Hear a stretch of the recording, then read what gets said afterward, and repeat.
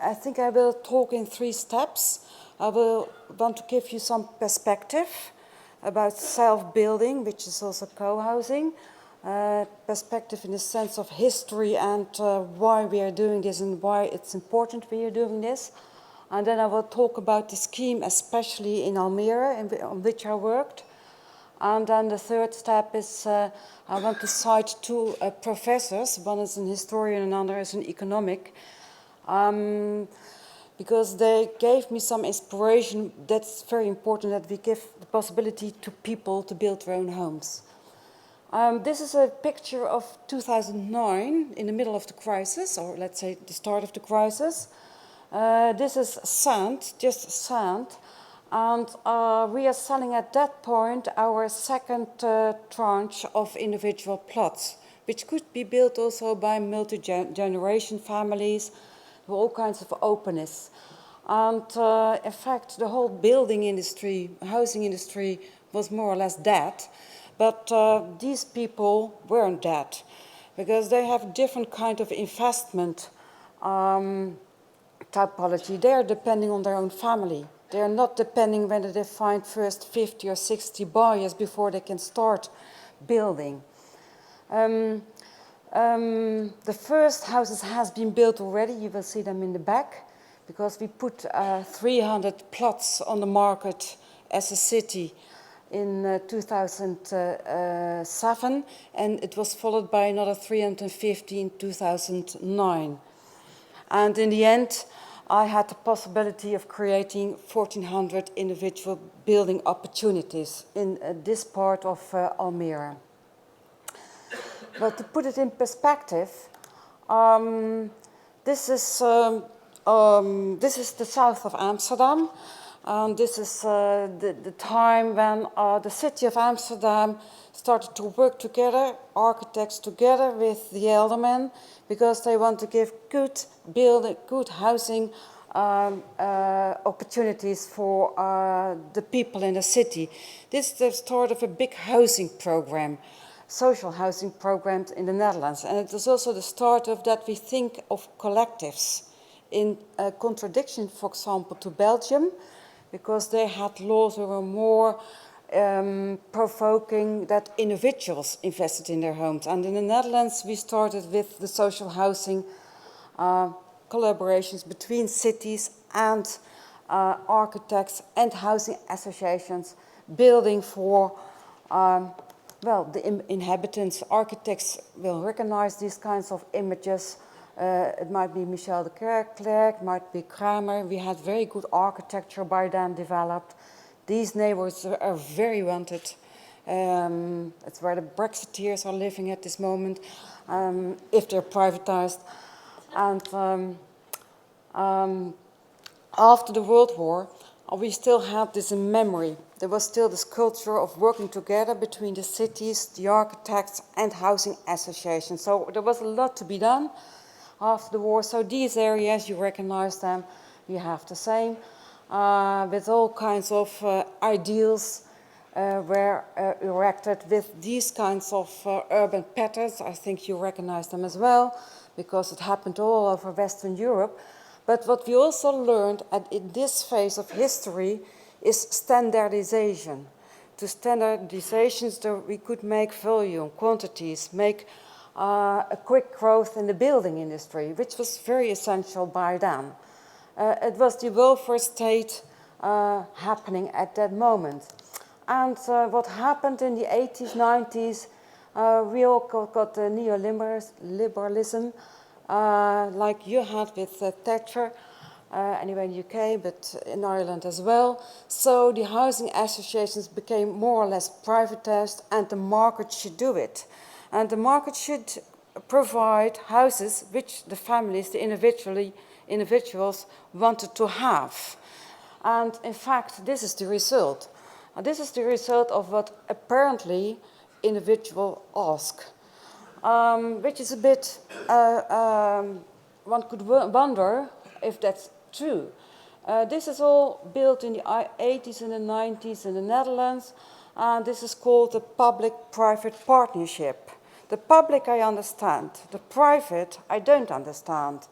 Because I think the individuals are out of the picture. I don't think the private partners are, if you're really market-driven, then you don't make these kinds of repetitions of the same.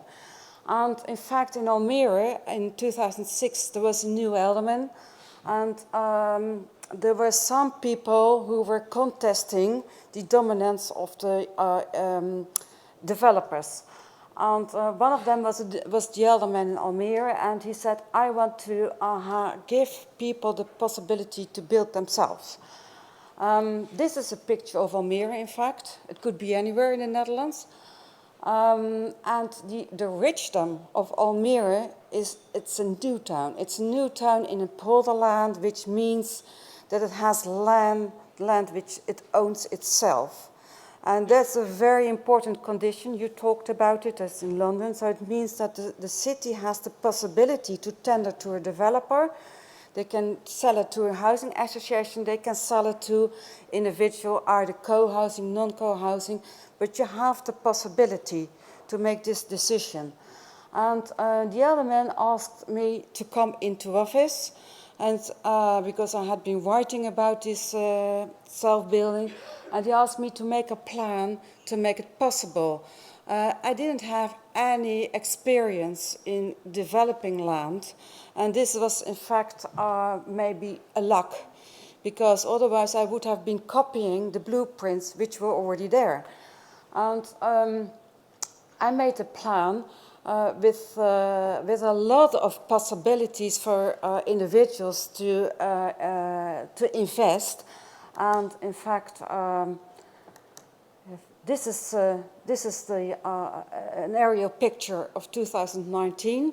So this took 10 years to exist. Don't look at whether it's rectangular or a circle. I mean, this is all an urban choice by an urban designer. You could make everything you like. But anyway, this is the interesting opposition. So if people are given the possibility to express themselves, to invest themselves, these are the same people as in this picture. And look at the differences. This is what happens in the same kind of context, cultural context, which is a new town. And that's not the same as in Amsterdam. In Amsterdam, you have a lot of architecture. There's an architectural elite in the good sense of a word. These people in Almere, they're middle class, lower middle class. There is not a direct link with architecture. There are kit houses. And well, I could talk endless about it, but the essence is this. You need, like you have with your mayor in London, you need the public authorities who really are willing to do this and to give the people the chance. And the experience is that it doesn't have to do with leftish, rightish, it's both. Everyone, in fact, might be involved in such a program. This is interesting because these were the first families investing. I'm not talking about participating. I think it is participating always, but it's more than participating. It's also investing. And we should remember this word. If we talk about co-housing or self-building, it's not the same as participating. It's much, much more. It's more fundamental. And I can't prove it, but I have the thought that if we would have done a market survey, I don't think these wishes would even have occurred which these people had. We didn't do a market survey before we put the plan to the market, because people don't ask for something which they don't know yet. And the plan which we put to the market, in fact, this is the location you see in the yellow on the right, Almere. It's a future plan for those who know Almere. Partly it's not built, and in the yellow you see where Homeruskwartier, that's the area which I was responsible for making the plan. It's 100 hectares. So we put this to the market, not at once, in phases. And these are all the plots which I was able to make, and I made a large variety. There are plots in it which are only 80 square meters. And this is a normal size if you talk about row houses for a developer. But it should also be normal if it's about individual housing and building, because 80 square meters means that someone who doesn't have that much money can enter this market. And in fact, I put it next to a plot which more than 1,000 square meters, which is not a normal thing to do for developers, because who is going to invest in a plot of 1,000 square meters next to a plot of 80 square meters? But it happened. This is a big mix of different incomes, cultural mix, and a mix of, let's say, the way people live together. It might be a single person, might be multi-generation families. So how do we sell it? This was new, a new thing to do. So we made the whole scheme, then we made a new layer. You could choose for, it's called I Built a Kennel House. And if you were interested in that, then you could even, each plot had a plot passport, and it said exactly the dimensions, the price, the dark raised area you can build on. You can make, if you want, a balcony above the kennel, and also the maximum height is given. So the dimensions, the volumes are given, and that's it. So there was no aesthetics for a good reason. We can talk about it later on if there's an interest in it. And this is what we photographed 2 months ago. Left, you see the kennel houses, some of them finished, some still building. There's even a gap further on. And you see the difference in heights. It's sold individually, but it has a feeling of co-housing, placemaking, exactly the opposite, but I showed you in a slide with the suburban paradise. And on the right, this has been sold. We put it on the market for co-housing. And the interesting thing about piling up is that you have to form a group anyway. It might be for social reasons, it might be for family reasons, it might also be, and that's an important one, for economic reasons. 2 minutes. Thank you. So this is give you the ID, no command. We like this, no command. This is the what happened on the 80 square meters plots. That's where the male person lives. They can afford something like this. This is Amsterdam. Amsterdam, completely economic, different kind of context. The land is much more expensive than in Almere, so they are piling up. Works also very good. And this is a very good example of more a co-housing project in Amsterdam. And this means that you start with a group of friends beforehand. But not everyone is a group of friends beforehand. So there's room for this, which is very interesting because it leads to a program which is very rich with a theater, a kindergarten. And this is something which a group of friends will do beforehand. But we didn't have group of friends so much in this suburban area, but it is a multi-generation family. The market is not, the developers are not really building something for these wishes. And in fact, this is the start of the sales. Individuals, but you can already see they are forming in themselves the new population of a new area. And it has to do also with individuals who enter an urban plan which gives them already something, which a feeling of living together. So we didn't ask a group of friends, but we made an urban plan with a small square and looking at each other, these houses. And then, well, this was asked to me 10 years ago when I started this project, and I knew by then already that had to do with an imperfect, an oligarchy, one could say, of the developers who control the land and control the housing market. I'm skipping that one because I want to go to the last slide, so I have 1 minute left. I saw this is, well, it's interesting to show you this, 2009 crisis, individuals, buildings, they are building, and the sand below is sold to developers, but they were more or less dead, so they were not yet building. In the end, It is like that the developers are finished and there's still somewhere a plot not finished.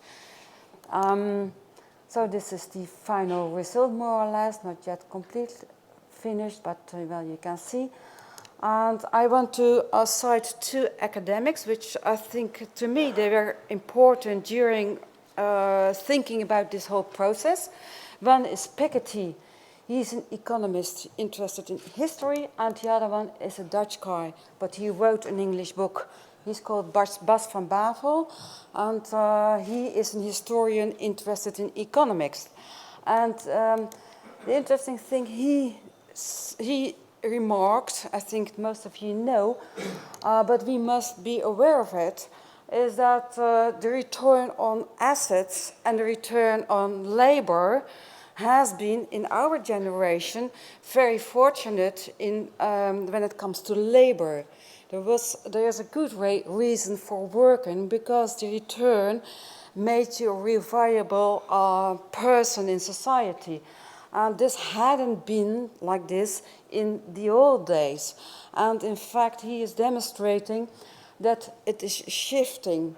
So having assets, which is the housing market, increasingly having your own home means that you have return on your asset as an own home, and that you can still be in the economic good side.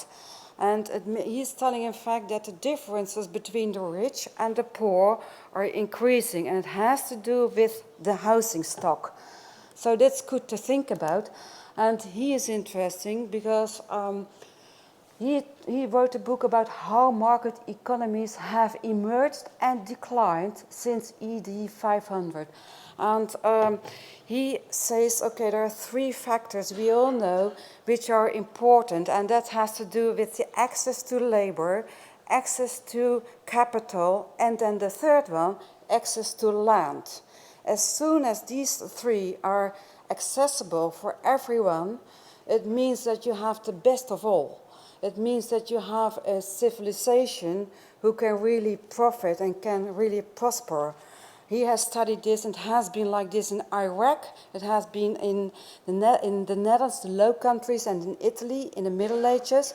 And as soon as the accessibility is one of these three is less and less, it means that also the political power is shifting to those who have access to what's left.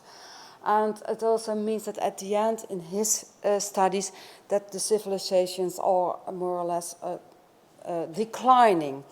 And this is happening in the United States.